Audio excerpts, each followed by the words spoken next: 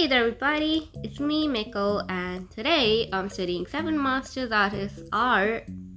Is that right? Anyway, I may have lost a few nights sleep, but hey, it's all worth it for y'all. So in this challenge, I'm using my OC Miko as today's victim, so let's get into it. Alright, so quick disclaimer, I am absolutely not claiming that I perfectly understand all of these artists. These are just the things I noticed while studying them. If I got anything wrong, let me know in the comments below. The first artist we're studying is known as Aidairo, and they are also the mangaka of Toilet Bound Hanakoku. Their art looks bold or rather graphic and intense. Let's start with the basic anatomy guides that they seem to follow. Since this video is divided in 7 parts, I'll keep the info brief and straightforward. Their bodies are chibi-ish, but they don't always look that way because of the amount of bold line work that they seem to utilize. While their eyes look absolutely like normal proportions to most people, but in reality, they take about 1/3 of the face. That's big eyes. And their bodies may also look complex, but they're relatively simple. Their necks are rather thinner for a more stylized feel. Now, for the thing that I consider their most iconic feature, the eyes. They are mostly different to each character and they are very detailed. They normally have thicker eyelids and thinner lower eyelids, like most people do. Their line work works in a unique and specific way.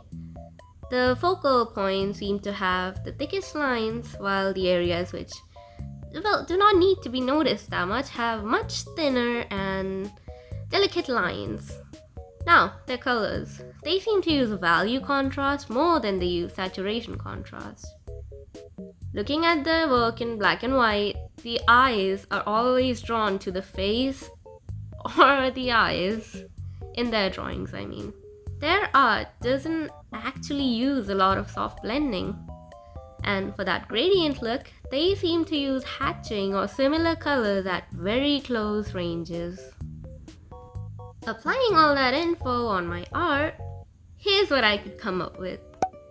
This study took me around 4 hours. Aida's art is very stylized and high contrast while also not being harsh on the eyes at all. And it's this balance that makes me love their art. And I'm also kind of proud of myself for the results of this study. Next up, we have one of the most popular illustrators, Matcha. You've probably or have definitely already heard of her before. She is known for her soft, glowy skin and unique color choices. Or at least that's what I know her for. So let's get to making my study. So first things first, their eyes are actually placed a slightly lower to give that soft and gentle look to their faces.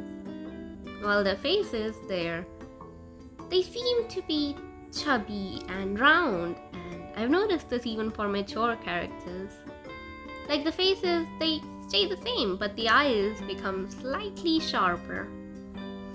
The hair they draw are gorgeously flowy and airy, and they have so much movement and so much personality. I tried to imitate that, and the skin especially caught my eyes. It's so soft and see-through, which is caused by subsurface scattering, but nerdy side aside, their use of it is actually very unique and very soft. They seem to actually color over the sketch instead of making a line art. So they just add flat colors under the messy lines, and look, I get confused with forms still when I do sketchy works, so I didn't do the sketchy lines thing. I made sort of a cleaner line art and worked with that for my own ease of use. And here's what I could come up with in my own study. This took around 5 hours and 20 minutes. Matcha's art is so glowy and so full of life, and their color choices are so unique as well. My OC's hair, Miko's hair, are actually teal, but in Matcha's study, they turned a little more greenish. Overall though, I really love how this turned out. So let's talk about the most influential artist of the internet, samdoesarts. His art is truly phenomenal. He is known for his semi-realistic, vibrant, and somehow plucky art style.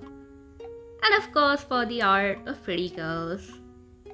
And his educational content and like fun reaction videos or challenge videos are what roped me in. So let's start with the study itself now, shall we? From what I've noticed, his anatomy seems to be very Disney inspired, or is at least stylized in a very similar way. Like the iconic big eyes, small noses, small mouths, and thinner necks. He starts very simple and uses big shapes to establish basic forms. His sketches turn out to be very simple and minimal actually. Like only the eyeline, nose line, and brow line and hairline are his major facial forms. And in his rendering, the edges in his rendering are actually very varied and very prominent. His eyelashes are only seen in a few angles, at least clearly in a few angles. Mostly they just blend into these upper eyelid shapes, which gives an illusion of the eyelashes.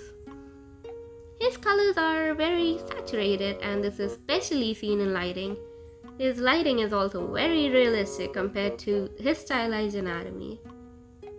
Textures, he does use them. They are there, but they're very softened, and that's why they actually don't overpower his already established artwork. His line art or sketch still actually stays lightly visible even in his finished illustrations. And with all that said, here's what I came up with. It's honestly not as similar to his style as I kinda wanted it to be, but Sam's art is genuinely so iconic and I feel like I didn't do it justice. But at least I learned a lot from his work and kind of learned how he works as well. And I want to use that knowledge in the future, so it's a win-win. So next up we have channelcaststation. You've likely heard of him if you're in the Vocaloid or animation stuff. He's put out some of the most popular music videos for Vocaloid songs. Like famous examples include Mesmerizer, Retry Now, and yeah. Nevertheless, I wanted to study these specific animation style that he uses. So let's start with the study, okay? So first thing I noticed just from looking at his work, his art is clean. Like clean. Very minimal rendering and honestly really confident line works. His faces are very simplified for the ease of animation. Like ears are just a curve, eyebrows are just a line, while noses technically do not exist. While we're talking about lines are always the same thickness. And the hands, everyone hates the hands, but his hands are very tapered and extremely simplified. Anatomy is also pretty simple, with the torso having an hourglass shape, but it's still very exaggerated and stylized. His colors are pretty simple and rather repetitive. Like he uses one dominant color and 2 to 3 accent colors. There's almost zero rendering, except the cheeks. They get small blushies. And after trying to figure out how to make the style work, here's how the channel study turned out. I think I got the hang of it really fast. Like this took only about an hour 15 minutes. And I think I got it pretty close overall as well. I really like the simplicity and the lack of details in this. So next up we have another absolute legend in the animation community, Vivinos. Her art style is very vibrant, and I mean very vibrant. And is super controlled as well. She doesn't just throw colors in and call it a day. There's a pattern I found that she uses, or seems to use. So let's get to it. Her shape language is very exaggerated. Eyes are rounder for innocent seeming characters, and overall round shapes are used for those soft and gentle looking characters. Triangles for harsher and more aggressive vibes, and squares for grounded and more heavy vibes, while going on and on. Hands are fairly simple actually. Normally only major muscles and a wrist bone is visible. Eyelashes are very simple, from 1 to 3 strokes each eye, while the sclera is normally, like the eye white, is normally very vibrant and a light cyan or green shade. Their expressions are also very dramatic and theatrical. Their line art is rather messy with a lot of line variation and different colors of lines for different things, though it follows the same rule: one major line color and a few accents. Now onto the colors themselves. They actually seem to rely more on color temperatures and hue shifts rather than values. And whites are changed to neons, and blacks range from dark saturated navy blues and purples to browns and maroons. So here's what I could come up with on my Vivino style study. This was extremely hard for me, and not to mention I needed a good 6-hour screen break for this one. This took around 2 hours and 4 minutes. I mean, huge props to Vivinos. I'm so sorry for ever underestimating you. Alright, so next I'm studying one of my favorite artists, Soresaki. They're known for their detailed art and chibi-like and anime-inspired proportions. So here's my take on their art. Their anatomy is very chibi-inspired with similar chibi-like proportions. Think big eyes, smaller bodies. Their shapes are very rounded and chubby, which gives the characters an innocent, almost childlike appearance. Eyes are simple shapes, like take a curve for an eyelid and an oval or a circle for an iris.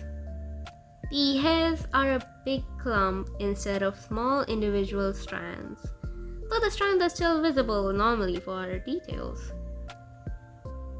Light hair characters actually seem to have duller skin, while darker hair characters seem to have more saturated skin.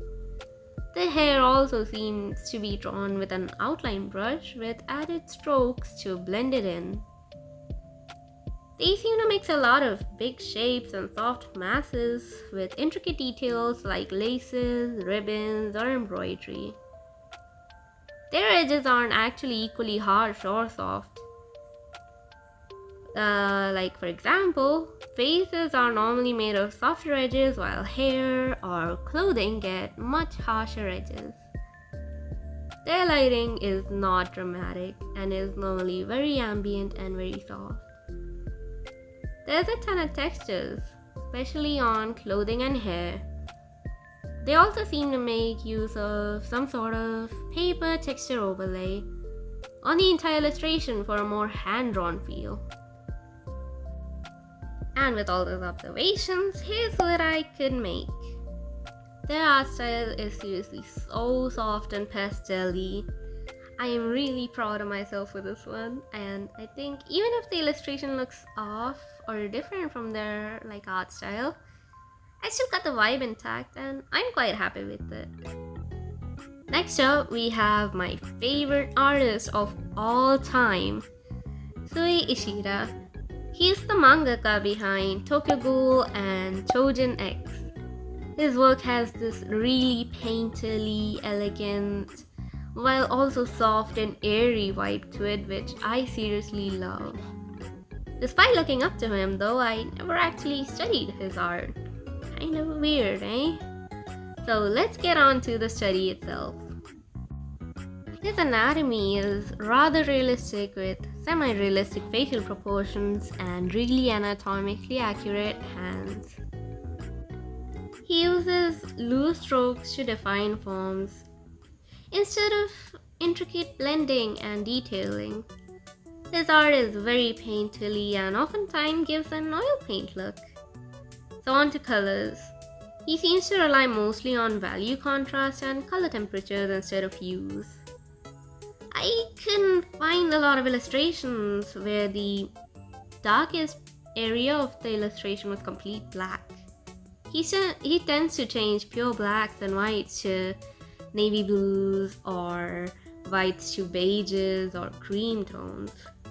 His shadows generally change in hues a little to emphasize ambient lighting, which he seems to love, along with subsurface scattering. Hair and eye rendering is very simple compared to everything else.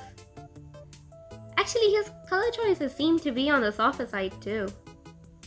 He uses textures a lot in his illustrations, especially when they are lighting or character heavy or both.